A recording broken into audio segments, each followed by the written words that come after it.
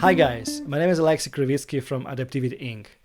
I'm an org coach, so I help organizations apply the ideas of Lean, Agile, and Scrum to the large-scale products, not just to manage individual teams and individuals, but to apply these ideas to manage products, no matter how big they are, to get the entire package of benefits those methods bring. And I would like to start this series with looking at the Scrum Guides. Scrum Guides is a paper, like 13 pages now, which is written and been updated by the Scrum authors, Kane Schwaber and Jeff Sutherland. And there are some ideas in there which can give us some hints on how the Scrum can be scaled. In the later versions of this series, we're going to dive in and look how to apply these things in practice. But I think it's important to start with the principles. So let's dive in. There's only one paragraph in Scrum Guide that is about scale. The Scrum team is small enough to remain nimble and large enough to complete significant work within a sprint, typically 10 or fewer people. So we know that, right? There's no hard rule or magic number anymore, like 7 plus minus 2 was before, or 6 plus minus 3. Some people say they just say that it's about 10 people is probably the tops, the number of people that can be in a Scrum team. Why? Well, the next sentence is explaining that. In general, we have found that smaller teams communicate better and are more productive. Yes, so we all know this idea, right?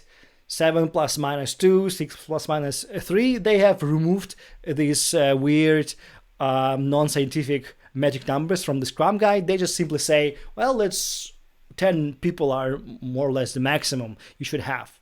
Right? I've seen teams of 12 people that are still teams and don't want to split, right? But in general, I see a tendency in companies these days to gravitate towards smaller teams. Probably this is now possible because of the idea of full stack developers, right? If you have a bunch of full stack developers, maybe the teams can be actually smaller, right? But the Scrum Guide says 10 probably is your maximum. And the question is, okay, what if you have 20 or 30 or 100 or more people that you need to work on your product? What happens next? Next sentence. In general, we have found that smaller teams communicate better and are more productive. Okay, that's clear. Then, a significant sentence. If Scrum teams become too large, they should consider reorganizing into multiple cohesive Scrum teams, each focused on the same product.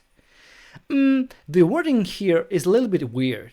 If I were writing this document, I would probably say if a Scrum team becomes too large, then it should consider reorganizing itself into multiple cohesive Scrum teams, each focused on the same product, just to avoid this kind of linguistic conflict. And an important addition to that, therefore, they should share the same product goal, product backlog, and product owner. So I've seen many companies that have more than 10 people who they need to work on product, right?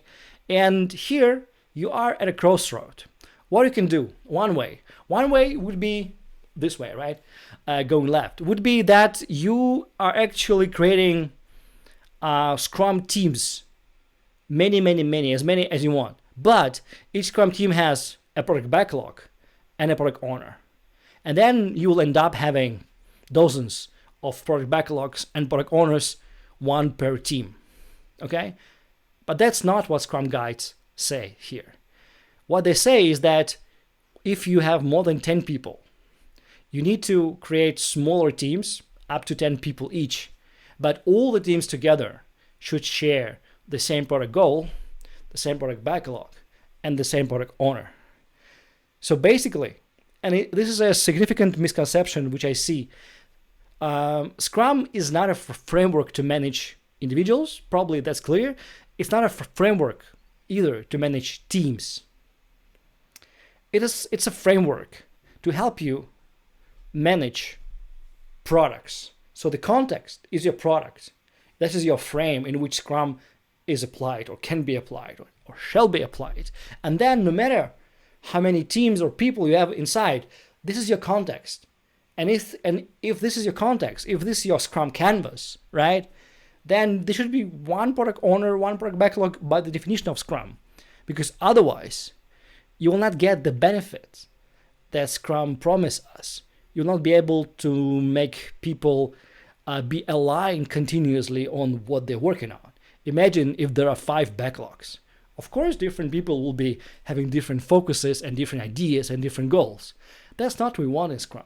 We want people to have a common direction and shared artifacts. All right, so this is what Scrum Guide has to offer us. Okay? Well, probably it's a cool idea, right? It's a pretty deep idea, but how to do it? There are 2 fears I know that exist in the industry which prevent that advice from Scrum Guide to be applied. One fear is that, well, people say our meetings in Scrum, even for one team, are so difficult and they take so much time. We cannot even imagine running Scrum meetings for 20, 30, 50, 100 people. That's just impossible. So we're not going to do this. We just create multiple Scrum instances. Another fear, the second fear, is about product owners.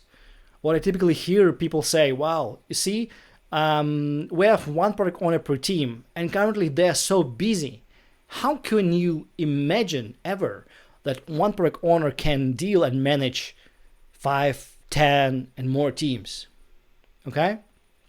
And in the next editions of this series, I will show you how you can actually do both things. How you can run and very efficiently multi-team meetings in Scrum without creating more overhead in your company.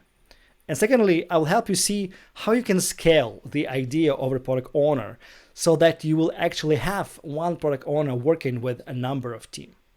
Okay? So stay tuned. That was Alexei Kravitsky from Adaptivity.